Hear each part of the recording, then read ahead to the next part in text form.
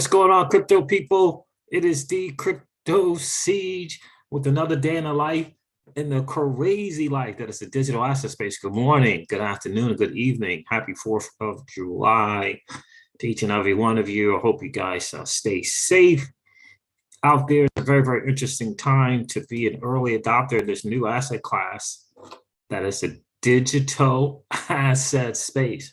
Holy moly, the market is doing what the market does. We'll get into that a little bit. Forbes is coming at it. They're going at the SEC. We're going to cover a little bit of that article as well. Forbes is not messing around. They know what the SEC is trying to do, and they're not holding punches. We're going to get into that also, but most importantly, a multi-billion-dollar syndicate of investors are interested in our recovery plans for Celsius Network. That's according to Simon Dixon, CEO and founder, co-founder of Bank to the Future. Yeah, that is some interesting stuff for sure. We're going to get into that. I can't wait to see how that's going to turn out. I was going to try and DM them.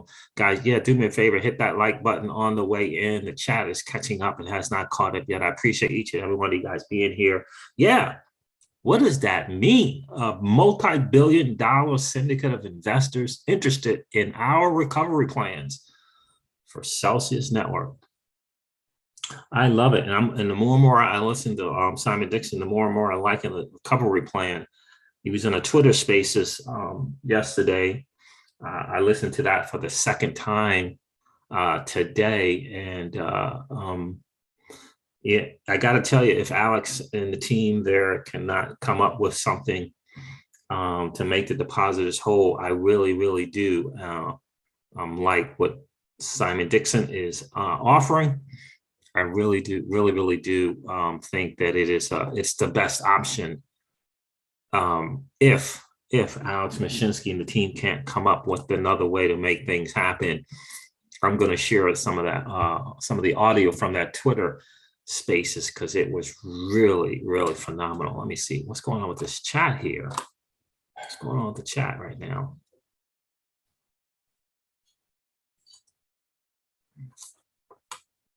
Chat's not catching up. We'll make sure we'll wait until it catches up for sure. I'm going to go with this market. Holy wow.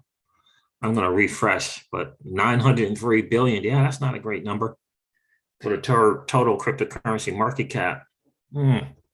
That's not a great number at all. What do you guys got planned? What do you guys have planned for this freaking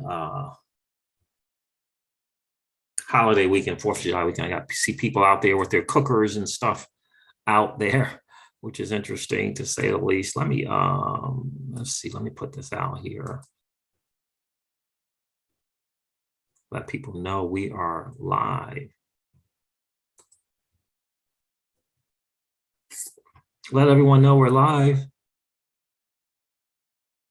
How many of you guys remember Crypto Granny? She used to call Susie from Esoteric Investing, all right, Esoteric Trading, I believe. Very, very, she's so smart when it comes to markets.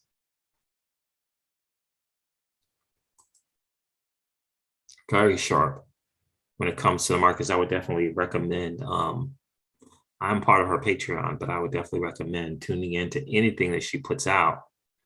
She is one sharp lady. 416 Crypto, what's good, bro? How are you?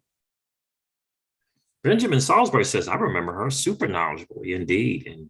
Anytime she puts something out, yeah, I definitely recommend checking it out for sure.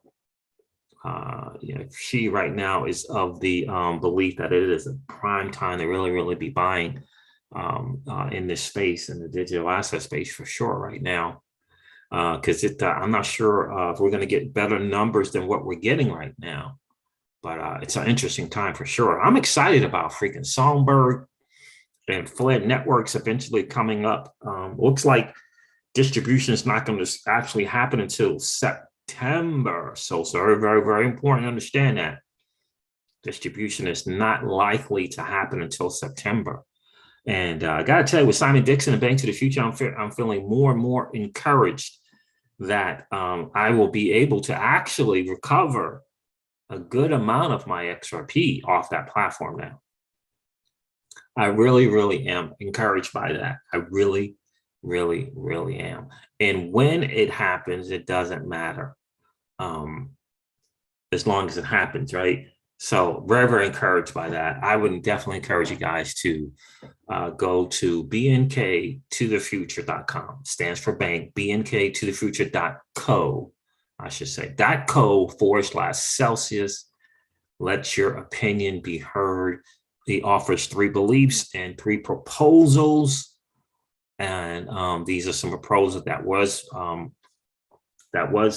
brought to Celsius and Citibank. Celsius sent them off to Citibank. Citibank had no clue what to do. Like, what? No, we don't know how to do that type deal. But like the proposals, and I'm liking the position and the experience, the knowledge, and the know-how from Bank to the Future. And again, they've had multiple successes with these recovery plans, almost like they're in the business of recovery plans, but they're not.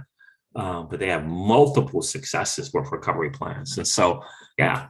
And for me, it doesn't matter how long it would take. If it takes 2 years, cool. If it takes 3 years, awesome. The idea is a recovery plan. And I like the fact that they're talking depositors hold first. And I think that is hugely, hugely, hugely important. You make the depositors whole, the depositors of the community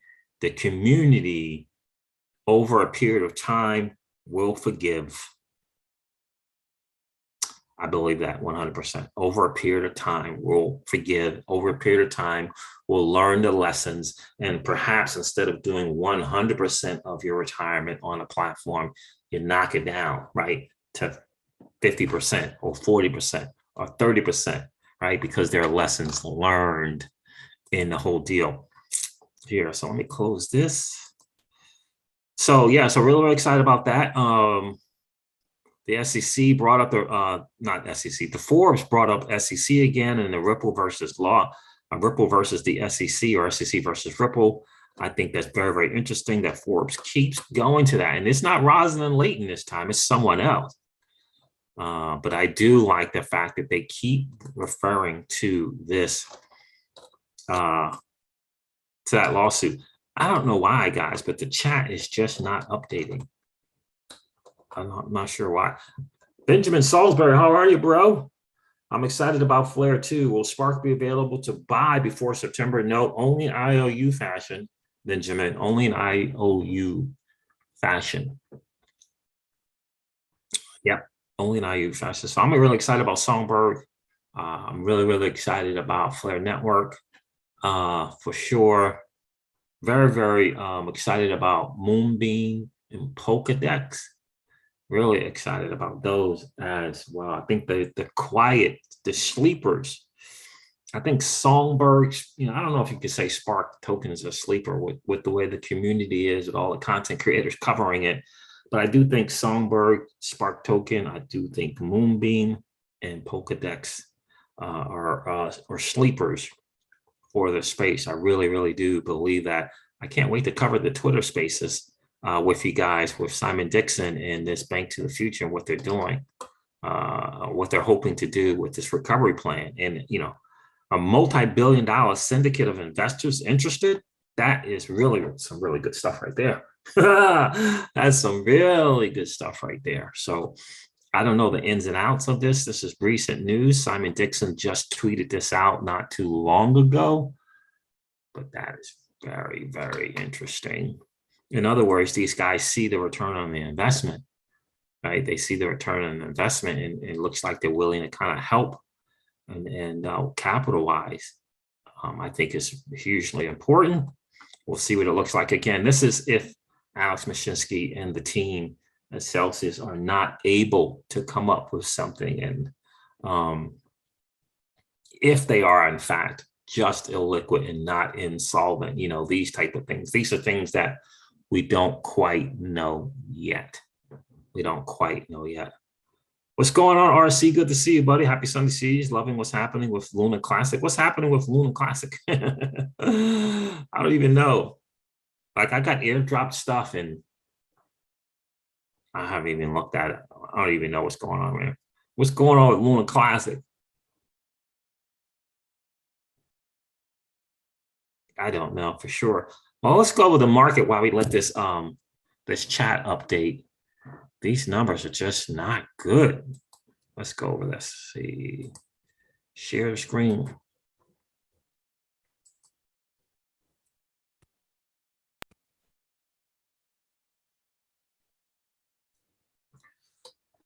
Look at this, man. The market is doing what the market does. The Bitcoin dominance is at 40.5%. The total cryptocurrency market cap is at 903 billion. Down from an all-time high of over 3 trillion. Bitcoin is at $19,158 again. Ethereum is at $1,057 again. And XRP is at 31.5 cents. Yeah, you got it. Freaking again. Yeah, so no blockchain backer was expecting some kind of crazy volatility over the weekend, over the 4th of July holiday weekend. We'll see what's going on there. EGLD is at $50. Wow. That's from a all-time high of what, 280 something dollars? Yeah, so just double figure reds wherever you go. What's that with Hiobi? I heard the government over there is saying that they can't use the exchange, that their own people in China can't use the Hiobi exchange.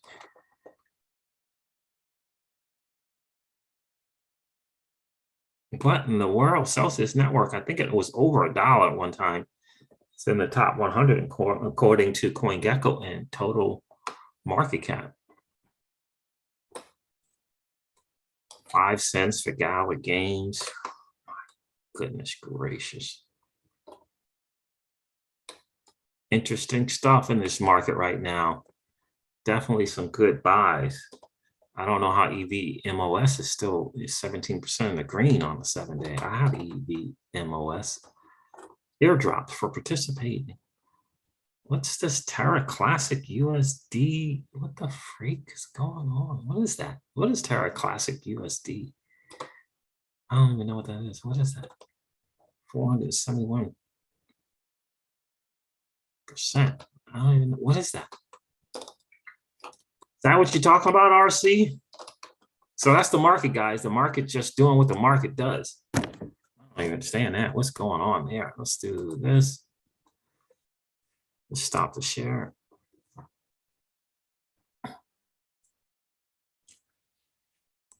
CZ Binance said he would support the 1.2% burn proposal when it goes live, as long as it is applied fairly to all exchanges, which it does, should greatly reduce supply of LUNC. Okay. So you're saying, yes, that is the one, huh? Yeah, I don't know which anymore. I don't know which Luna thing I have, to be honest with you. I have no idea. I had the old one. I do know that. I got airdropped the new one. I do know that. But other than that, I don't know what's going on.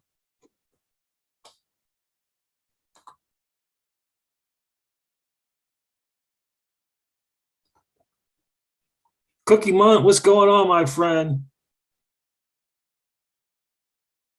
High Seas just finished a night at Paray Max, Auckland, New Zealand. Oh, good for you, man.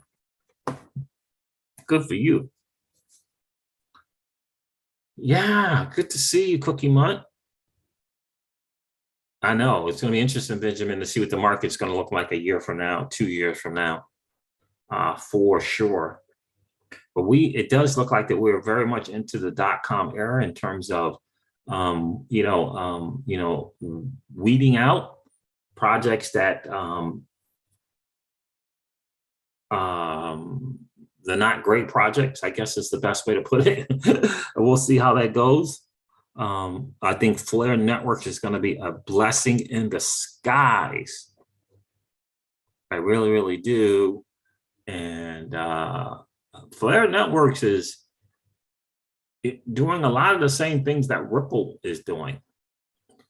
Doing a lot of the things that the Ledger is doing. I got to tell you that. I really, really, really am. I'm really, I've got to tell you, I really, really, really, yeah. Are you talking about Alex Mashinsky, Michael Otu?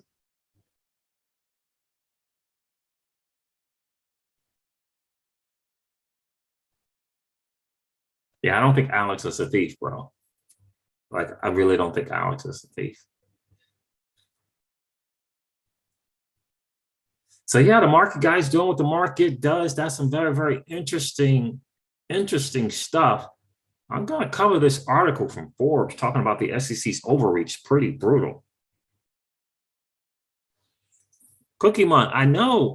Wonder if Musk is behind Doge being on Flare. LOL. Hope so. Yeah. Well, I'm not sure if it matters if he's behind it or not. I mean, it's going to be on Flare Networks.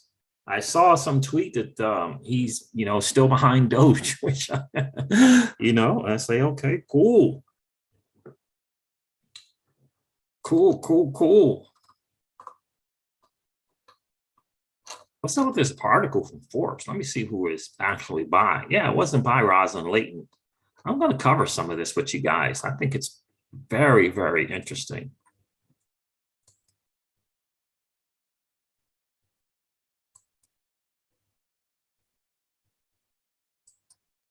Michael, did you have any crypto on the Celsius network? So this is Forbes article. It says here, the Supreme Court's wrecking ball could impact SEC authority. Interesting stuff. It says, Spencer, and the most recent ruling restricting the environmental EPA, Environmental Protection Agency's ability to limit power plant emissions have gotten the attention of blockchain attorneys. They are looking ahead to the lawsuit brought by the Securities and Exchange Commission against Ripple for failing to register the company's sale of XRP as a security. And they are all asking the same question. Will the SEC get to decide the future of finance? Will the SEC get to decide the future of finance?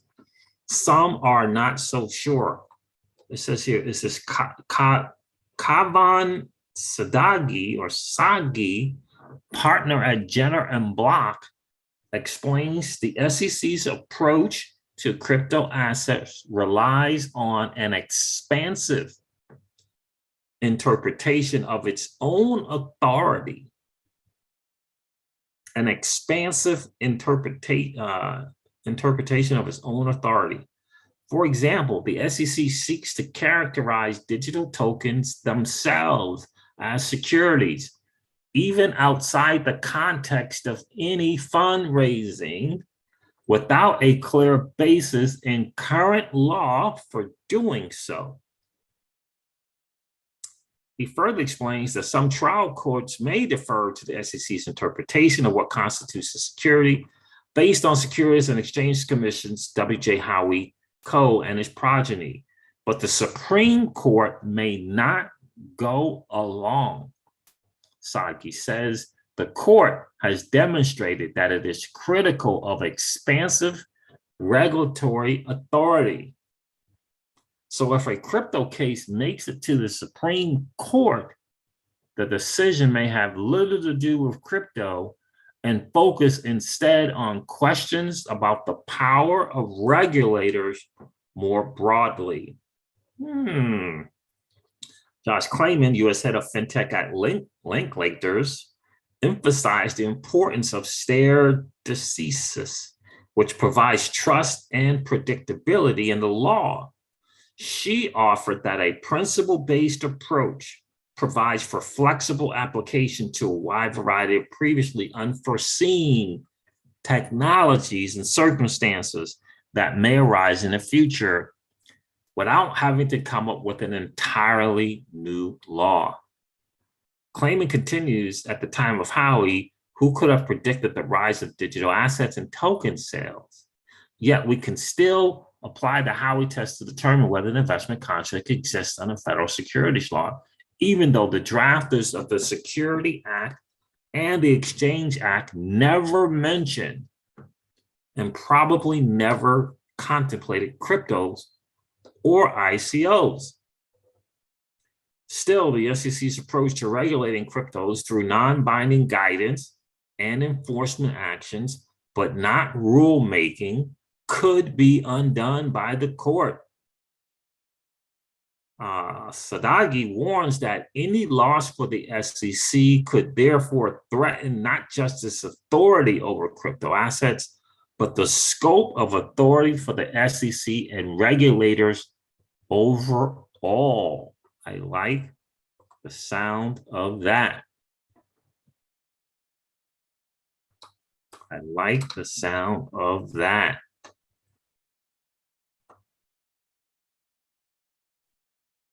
This is Gottlieb continues. The court could invoke the major question doctrine outlined in the recent EPA decision to find that the central question in the replicate constitutes a major question. If that were to happen, the SEC could lose on that ground alone. Finding that the SEC does not have the authority to make that determination. Either path could be a long shot, but either could happen, especially depending upon the question presented to the court. If the court determined that the question in Ripple is not whether XRP is a security, but instead, does the SEC have the authority to set policy for the future of finance? It would certainly find that to be a major question, Gottlieb said, potentially gutting the SEC's enforcement powers. In fact, the SEC's broad authority is already being chipped away.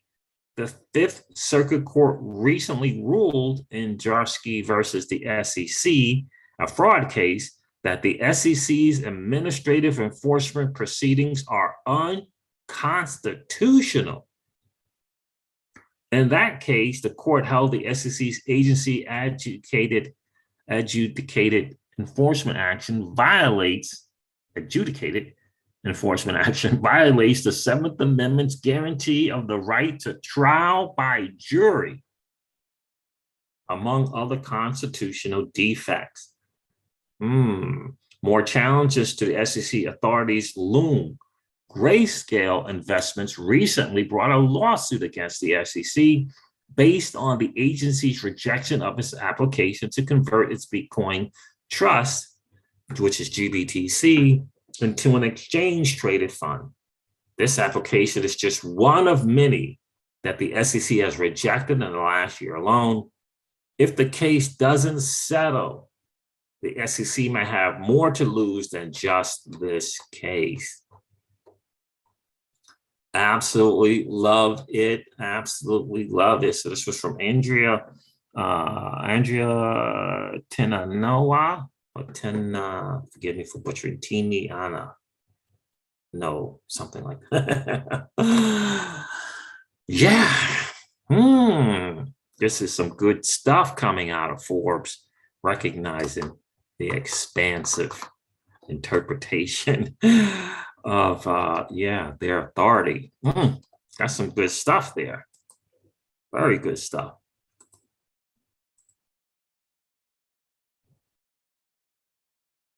Mexico was awesome, Michael, too. Absolutely awesome. Casablanca is a pretty cool place. Cancun is still really under construction, even though they're still allowing people to travel there. I can't wait to see it a year from now, for sure. 416 crypto, there it is. Supreme Court of the United States to the SEC, get back in your lane. That's exactly right. Bobby, XRP, XRI, what's going on, bro? I missed you checking in, my friend. Yeah, very, very interesting. The Forbes will come out with that. They want to, it's the bottom line. That's what's going on right now. That is what's going on right now. Everybody's noticing it. Everybody's noticing what the SEC is trying to do. Gary Gensler, everybody's noticing it. And that's interesting that she came out and said that. That Forbes comes out and talks about that the court may start to ask different questions. And the question might not be whether XRPs are the security or not. The question might be even broader. Does the SEC have the right to determine the future of finance? That, my friends, is some great stuff. Nicely done, Andrea.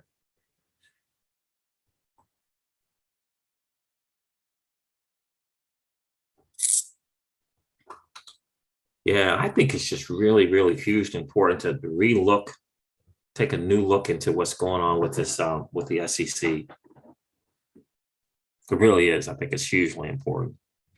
Like, what is really going on at the SEC? What are they really trying to do? I personally believe is to do the bidding of JP Morgan, Goldman Sachs, and the likes. That's what I personally believe is going on. They want to turn over the digital asset space to them, let them custody, and all the other different things.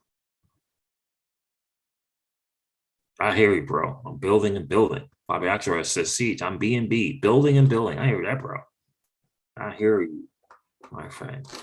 That is the way to do it for sure. Right? You got to become more valuable to the marketplace, bro. Right? You got to become more valuable to the marketplace. Just to let you know,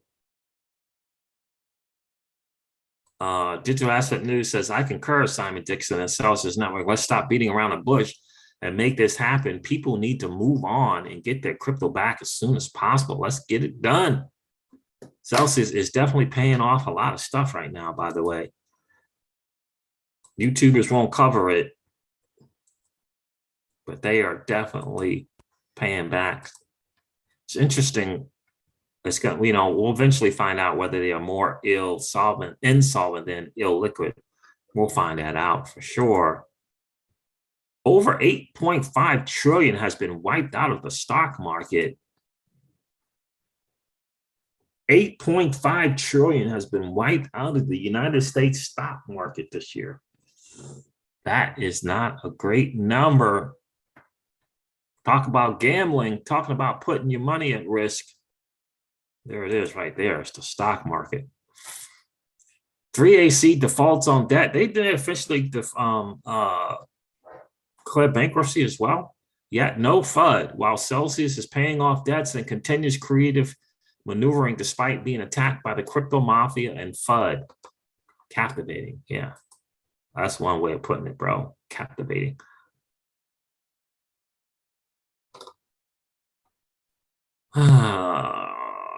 Let's see. In fact, everyone familiar with Blockchain HQ can confirm Celsius paid off a total of 67 million of debt today. So I guess it was July 2nd. Another 15 million USD repaid on Aave version 2 a few hours ago is reported. Interesting.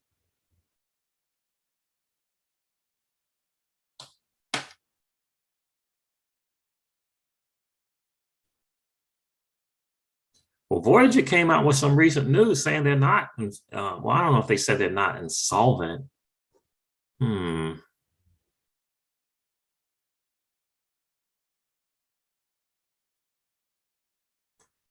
It says breaking truth here. This is from Kylo Pent.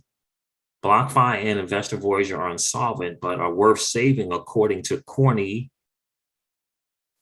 Clip FUD, and SBF, Sam Bankman-Fried. Celsius Network is paying off debts and have not announced any bailout from the likes of Fat Cat, same in Bankman-Fried, who has been fudding them as well.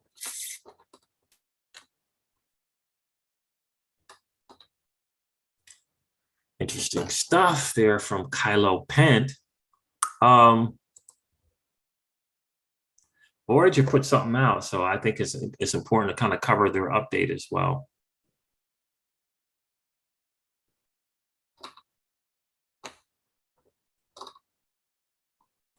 Yeah, the Ethereum dude got 5 years prison time. Remember the Ethereum dude who was trying to do something in North Korea with Ethereum? Yeah, former Ethereum developer Virgil Griffith was sentenced to 5 years in prison for North Korea trip. Yeah, 5 years in prison. Let's cover the Voyager stuff because I think that's important before we go on to Celsius. Ripple Partner announced the launch of its international payment service in New Zealand. New Zealand-based businesses now have access to multi-currency wallets in over 11 currencies, international collections and local payouts in over 30 currencies. Air Wallets, a leading financial services platform, expanded its payment services to New Zealand, according to FX Street. And Link2 brought that to us. I'm liking Link2 more and more and more and more. I gotta tell you. They're making moves for non-accredited investors and making their project more accessible. I think that is very, very, very cool. They seem like they have a good handle on level playing field, whether it be with women, minorities, whatever. I do like the things that they're doing. Shout out to Link2. All right, let's see. This is a message from Voyager. I know some people on this channel, a lot of people on this channel that were using Voyager, so I want to make sure they get the latest from Voyager. Let's see if I can share this. There is nothing more critical to us than our customers. Please know that we are focused on protecting assets and maximizing value for all customers as quickly as possible. All right. We currently have, Voyager says, we currently have approximately 1.3 billion of crypto assets on our platform, plus claims against 3 Arrows Capital of more than 650 million, but they filed bankruptcy. It's going to be hard to get that claim. We also have over $350 million of cash at Metro Commercial Bank. We are doing everything in our power to best serve our customers for the long term. We are actively pursuing a series of strategic alternatives to do just that. We'll share more updates as we have them. This is good to see. So they haven't brought in the advisors and all of that stuff that would put the nix on them making any public updates yet. Right? So they haven't done that part yet. So this is good to see coming out of Voyager. I hope that they win. I hope that platforms like Celsius and Voyager, who it's funny because Voyager has always been kind of quiet, right? And Celsius has been more loud, right? Alex has been more loud about the fight against the banks and providing yield. Voyager has done it on the, if you will, the DL. But in any case, that's what they're doing. They're providing yield to customers, right? Realizing that the banks and TradFi are not going to do it. So it's good to see this coming out from Voyager. I hope that they have continued success. I hope they're able in their maneuvering with their strategic alternatives, that they make it work for depositors and put the depositors first. I want to share a little bit of, in case you guys aren't familiar with who Simon Dixon is and what he's looking to do and why he's looking to do it. Let me see if I can. I'm going to share this here, this AMA. You see, you get to the right point. I'll let you hear a little bit about this guy. If my internet will cooperate.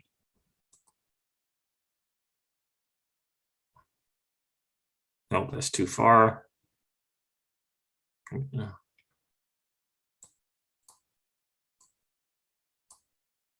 think, yeah.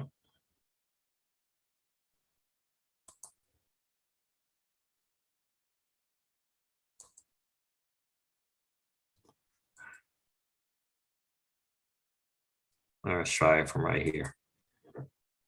Them out after and make sure a lot of people listen. But yeah, did you want to start out just with, for people that don't already know who you are, and your connections to the situation? Did you want to just share a bit about yourself and just whatever you'd like to share, I guess?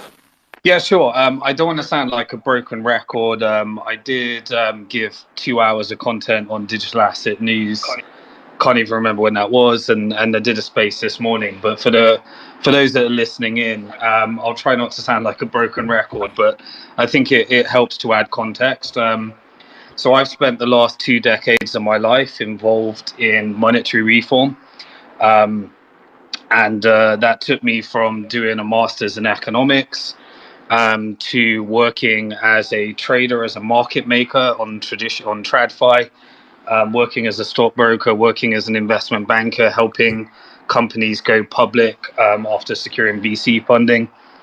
And in 2006, I left investment banking in order to share to the world what I thought was a real unsustainable problem within the banking system. So I gave, a couple of hundred lectures around the world at different universities, and no one really gave a shit until the 2007 financial crisis came out. At that time, I was writing my second book on the subject. Then when I was writing the second book, I was sent a message from a guy called Johnny Bitcoin, who told me that he just sold his house and had moved into a squat in Old Street in London with some of the very early Bitcoin developers, and that Bitcoin was the future of money. This is 2011 at this stage. So I included it in my book, Bank to the Future, Protect Your Future Before Governments Go Bust. It was the first published book in the world to include Bitcoin. And I was trying to launch a bank at the time where people could own their own money, people could spend their own money, and it didn't engage in fractional reserve banking. That turned out to be an impossible mission because the Bank of England required us to put 60 million in that in their bank, and that we had to hold it with a traditional bank that would leverage and rehypothecate. So very despondent. I spoke at the first Bitcoin conference in the world and pivoted Bank to the Future, which was meant to be a non-fractional reserve bank, into a securities business that would help people co-invest into alternative finance. The conference was sponsored by Mt. Gox. I made my first investment into a company called BitPay. And that's where I first met Max Kaiser and Stacy Herbert, and we created a VC fund called Bitcoin Capital to invest in the industry. And we raised all the funding through banktothefuture.com. And then we started investing in many of the companies that were building the industry, from Kraken, Bitstamp, Bitfinex, Coinbase, Blockchain.com, Circle, Uphold, Abra, and Shapeshift, and over 100 others. Moving forward a little bit, I was into monetary reform before I got into Bitcoin, so that helps people understand my ethos. When I went several years back, we created this securities business, allowed people to co-invest. We met. I went over to New York, met Alex Majinsky in the early days of Celsius.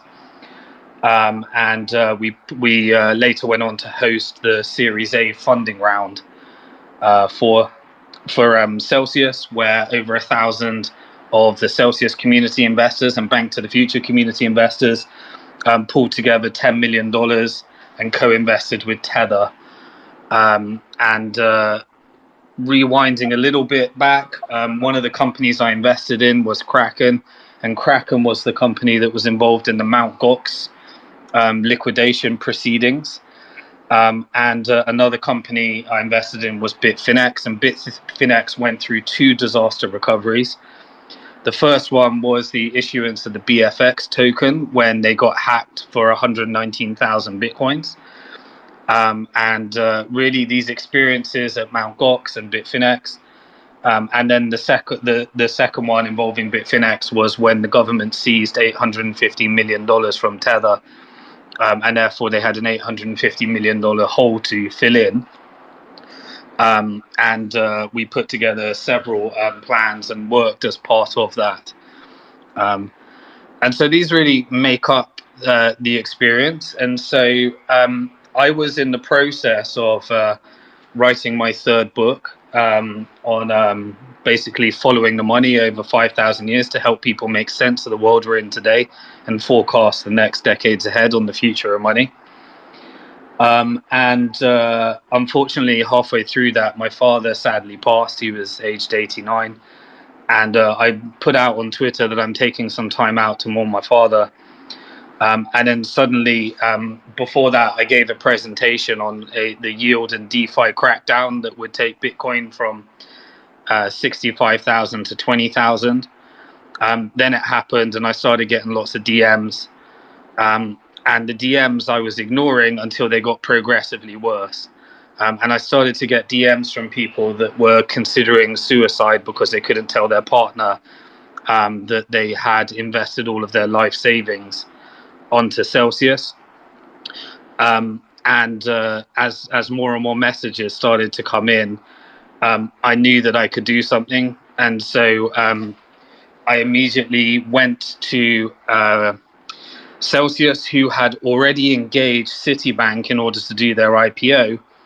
And so I reached out to Alex, told him about how to act fast and how to recover.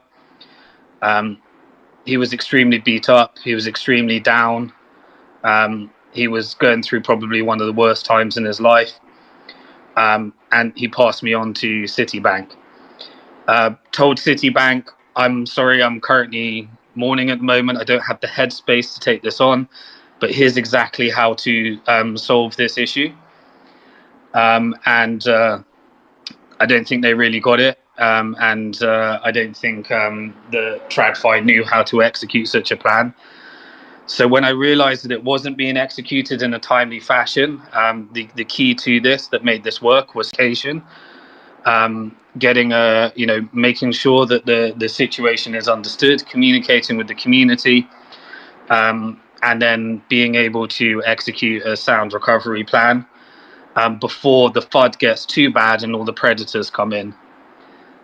So the second approach was, I said, right, the DMs are getting too bad here. This is really, really bad for a lot of people. I personally had tens of millions on Celsius. It's a small percentage of my total wealth. I've been in Bitcoin since $3. And I've been in Bitcoin since $3. Tens of millions is a small portion of his wealth. I just want you guys to kind of get a background on who Simon Dixon is. I think it kind of, forgive the internet issues I know I'm having. I do think that it speaks to a good measure of hope, I think, or for recovery here. And I know in times like this, that little measure of hope is really, really, really, really, really important. And so again, for me, if Alex and the team is not able to figure something out, Alex and the board and the team there, I do like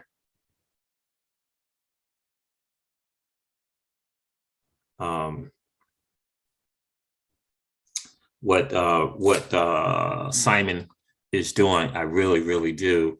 And I think he has the experience to make it work.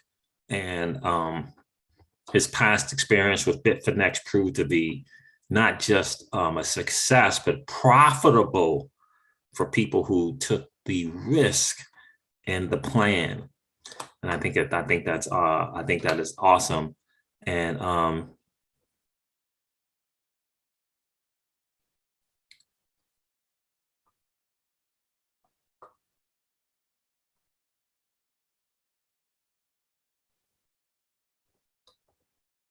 reading some of these things here. So, and one of the Bitfinex plan was it gave depositors 3 different options, and I like that, 3 different options. One is, I don't like the plan. I'll just take this haircut, whatever, I'm done. Then another one was being able to purchase this token that they created. I don't know if it was for crowdfunding purposes. I really can't explain it in detail, but it did give them an option to buy this token at this major discount. And then there was the third option was the token and kind of like in exchange for the token, equity in the company if it succeeded type deal. And I like the idea of having three options for the depositors. I do like that. And so the first option was basically, I think you just ended up getting 70 or 75% of what you had. And you took that and you were like, okay, I'm done. I'm gone. And then the other two options were more riskier with obviously more upside to those options. And so I do like that, having the option. So this way, the depositor makes his own decision. And so a recovery plan in which the depositors are able to make their own decisions, I think is important. For me, I would be on the camp for sure of risking the assets for a return on equity and Celsius network coming back to life. That would be me. But other people might be like, look, man, 70%, I'll take the 70% of what I have on here and I'm done, type deal. But I do like the options afforded to them. And I do think one of them, again, the middle option was like, it was kind of quote like a predictions market token created. And it was kind of based upon, do you think that Bitfinex is going to succeed and recover? And if you do, then you would buy this token because you believe it's going to recover, blah, blah, blah, blah. All right. And then Bitfinex later went on to say you can turn into these tokens if you want. You get equity, you can get the equity, at a 70%. I think it was either a 70% discount. So, and I'm kind of paraphrasing with that, but I liked all those options for sure. And yeah, so that's kind of the key there. I'm going to let Simon Dixon kind of explain that whole Bitfinex thing, see if it makes sense to you. I don't know. Benjamin Salisbury says, how deep in the hole is Celsius network? I don't know. I honestly, I do not know. I know Simon Dixon in that Twitter Spaces believes, I don't know if he believes, but he says his recovery plan is in preparation for 1 or 2 billion. So the recovery plan is not, in other words, the plan is not for 700 million, right? The plan is for 1 to 2 billion. So that's the plan, but he doesn't know what it is.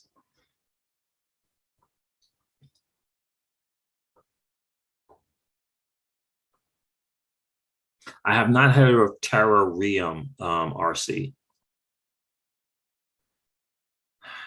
416 Crypto says Celsius Network have just repaid 50 million USD, 50 million USDC to AAVC. Okay. So that's in addition to the 67 million they already paid for 16 Crypto. I've never heard of AAVC protocol.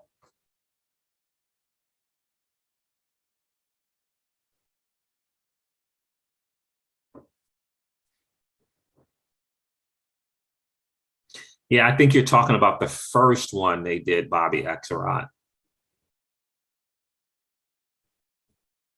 Yeah, I think you're talking about the first, because they did 2 Twitter Spaces. The second Twitter Space, Plan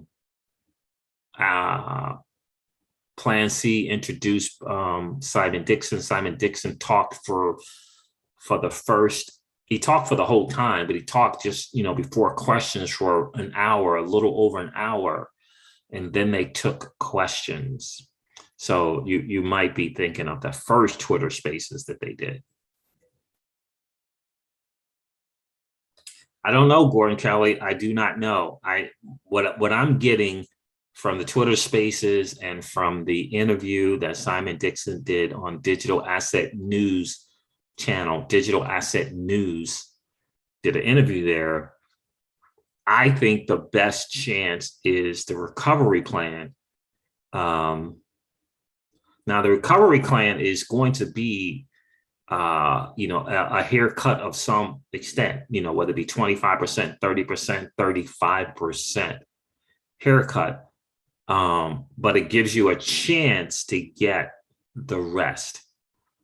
But also, again, I think another part of the recovery plan is giving you these three options.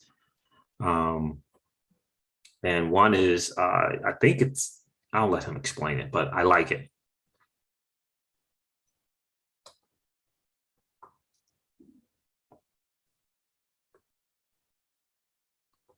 Yeah. Oh, okay. This thing is finally updating. Goodness gracious. Okay. It's AVE, right? Not AAVC. I think it would be AVE. Yeah. What's going on, 100%? Good to see you. Yeah. So the Mount Gox things, Michael, was a little, look, I mean, it's still kind of going on. They went to traditional finance way. The only thing that was good for Mount Gox was that it was in Japan, which they didn't sell the Bitcoin, so they were able to kind of go through that whole deal with not having to sell a Bitcoin, and Japan being very, very favorable towards crypto. But it took almost 8 years for anything to happen. What's going on, XRP Joe?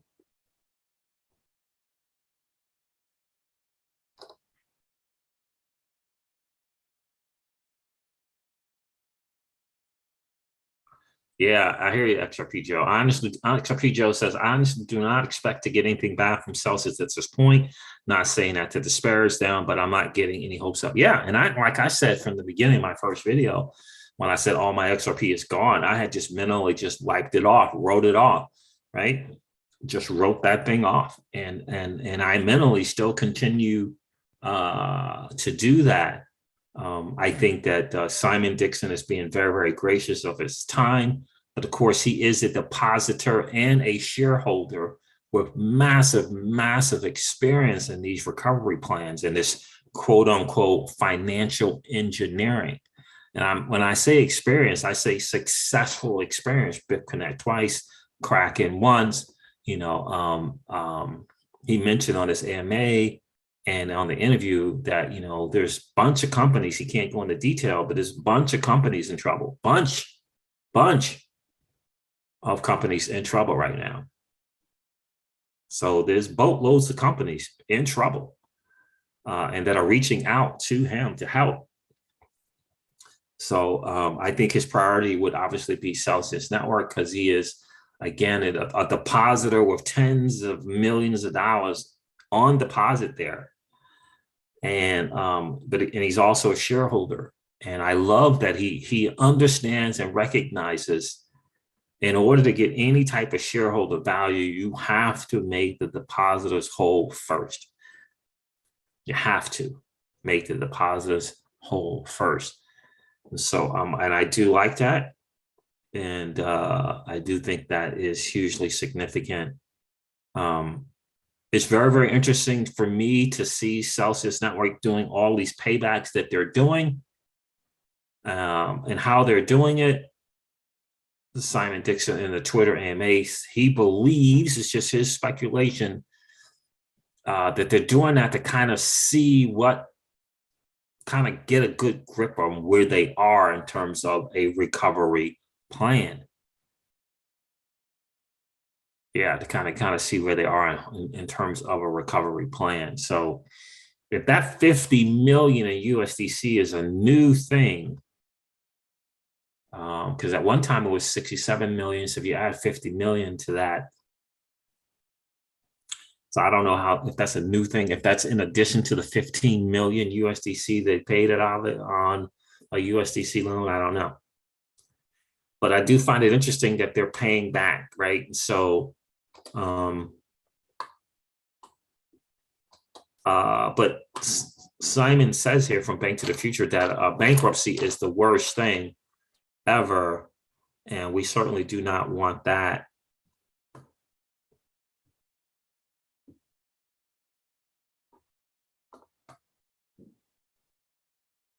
When Kelly says, I'm hoping we get a good pullback to pay more. So that's kind of where I am with that, guys. I really, really do. I like the recovery plan. A quick Google research, Simon's net worth is around 130 million. Man, that's nice. Very, very sweet. Michael O2, that's the thing that I've been asking over and over and over again. I mean, the SEC had just looked into the books of both BlockFi and Celsius Network. And I think it's odd that immediately following the SEC looking at both of those companies, they find themselves in the situation that they're in. I find that very, very interesting. Like I said before, if there were red flags and warnings, with Celsius Network, why didn't Gary Gensler let people know? Why didn't he let the people that he proposes to protect? Why were they not made aware of it? If there was some risk or something involved there, why wasn't there a fine? Why wasn't Celsius Network? Why wasn't there a fine? Why wasn't there 90 days to get your stuff off? Or I don't know. So I don't know. I don't know about that. Him getting arrested deal. Crypto sees the timestamp on the transaction is 35 minutes ago. 416 Crypto says, Crypto sees the timestamp on the transaction of this 50 million USDC to Aave was 35 minutes ago. Okay, so that's new. So that's 1.7 billion.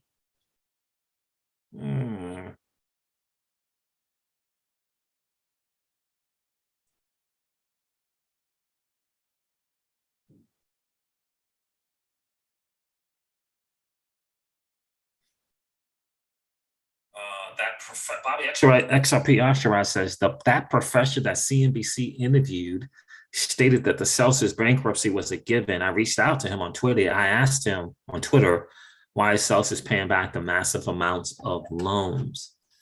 Yeah. And this is what Simon was saying. Simon was saying that, look, it's a little bit, of a positive that they're paying back loans, but that really could be just to kind of clear everything away so that they can kind of really see where they are. And my thing that I'm getting, the kind of feeling that I'm getting from Simon is that if you want a shot at getting your crypto back, you should be in favor of getting this freaking recovery plan. So the latest that I'm hearing kind of from Celsius Network is that the board does not want to do a Chapter 11. So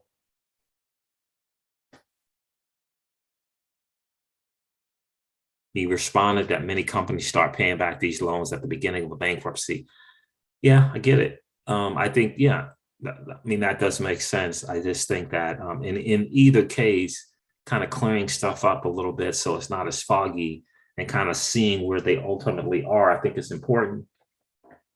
But Simon Dixon believes with this, 5 to 7% shareholder stake, that they can kind of force a board meeting because they have a 5 to 7% stake in Celsius. They can force this board meeting to vote on these proposals as opposed to doing the bankruptcy. So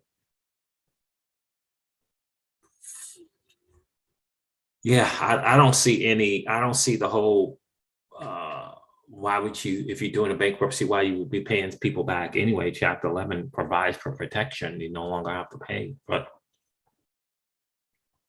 so I do think that right now, if the hope is getting your crypto back, you want to go to BNK bnk2thefuture.co/Celsius and let your voice be heard there. bnk2thefuture.co/Celsius. So if you got crypto on there, Michael or Bobby Exerod, let Simon know what it is that you would like to see done. He's got 3 proposals. He's got 3 beliefs on there. And you can there's a part in there where you can say what you like, what would you like to see done. For me, I think there's a massive opportunity for the community of Celsians, shareholders in Celsius to have the greatest comeback ever. I really do believe that. I think the Celsius that Celsius short squeeze thing is, working. I think it's coordinated attacks and shorting a company, trying to ruin a company. I just think it's just not great. So, so I think the community getting around this recovery plan, if Alex doesn't come up with something else, is going to be the best possible outcome. And a lot of times, but with the Bitfinex thing, it felt like that thing got, people were made whole 7-9 months.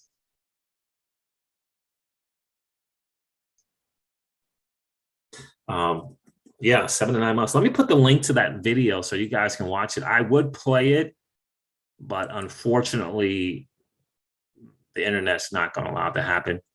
The name of the YouTube channel is Digital Asset News. He has a timestamp now, so you can watch it from wherever you like. Let me copy it. Let me put this in the chat. It's this interview with, I think his name is Rob from Digital Asset News with Simon Dixon. And he kind of explains the options that they did with Bitfinex. And I think we're going to hear something really, really soon from Celsius. I think that Celsius understands the challenge right now, what Simon Dixon believes, and I agree, is that there's kind of this battle going on right now between the advisors that Celsius Network brought on, which is traditional finance people, and the board. Like the board is wanting to do one thing, and obviously the traditional finance people want to do it a different way.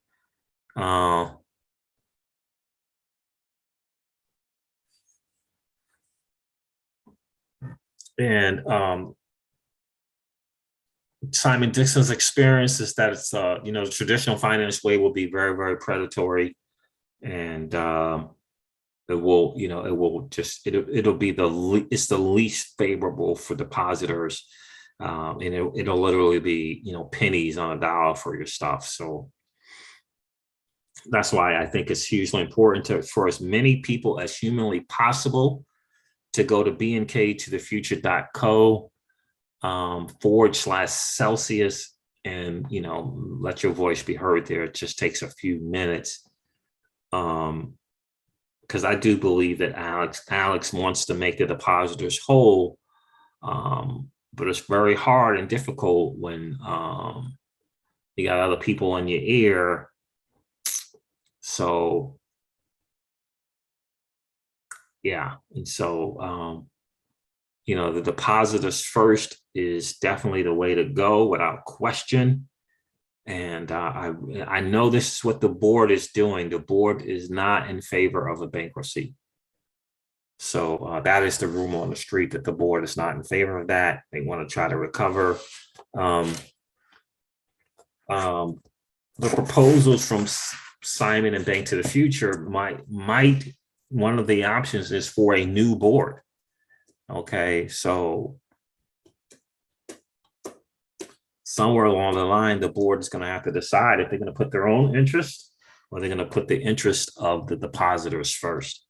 That's going to be, kind of, to me, like the big question that they're going to have to answer for themselves. So for me, I'm supporting Simon Dixon and this recovery plan if Celsius does not come up with something that is better. And right now, we'll see. Well, we'll see. It's tough for sure. But I do like this, multi-billion-dollar investors are interested in Simon Dixon's recovery plan. What's going on, Kung Fu Tuber? So that, to me, that's going to be the deal. But yeah, guys, so I just wanted to come on here and kind of put this out to you guys, kind of let you know where I stand, because I do feel like there is more than just a glimmer of hope. It's still going to be a big time uphill battle. Bobby Exterrod says, if Celsius makes everyone whole, I'd put some crypto back in. I would as well. So that's kind of the latest and the greatest there, guys. It's been over an hour. Thank you so much for hanging out today. I appreciate each and every one of you. Do me a favor, take the time to hit that like button and ring the notification bell. And then please consider subscribing to the channel. Ring the notification bell so you know when we do go live or when we do upload a video. Happy holidays, happy 4th to each and every one of you. I'm excited for you. I know these are difficult times, but we're still early in this new asset class for sure. And again, bnktothefuture.co/Celsius, bnktothefuture.co. BNK stands for bank. So bnktothefuture.co/Celsius. Let your voice be heard for sure. 20 people watching, 20 likes. I love it. And yeah, I think that's kind of the best thing right now for recovering your assets, having a shot at getting them. And given his experience and successfully executing these recovery plans, I want to go for that. I want to get the best shot possible for getting as much of my crypto back as possible. And traditional finance way and bankruptcy will just kill everything. So yeah, if you get a moment, reach out to Celsius Network or Alex Mashinsky and tell them that you're praying for them, that you're rooting for them, and you're cheering them on for sure. All right, guys, look, I am going to end this live stream like I do all of my live streams and remind you guys of this. Old money doesn't want you to win. They don't want us to win. They would rather that we remain a cog in their perpetual wheel of trading our time for dollars. They don't want us to play in the same playground that they play in, where we allow our money to work for us. This is our chance to win, guys. The digital asset space is our chance to win. We are in the midst of the greatest transfer of wealth in the history of man. Are you participating, or are you standing on the sidelines? Here's what I do know, that the battle for you has already been fought, and the victory is yours. Go get it.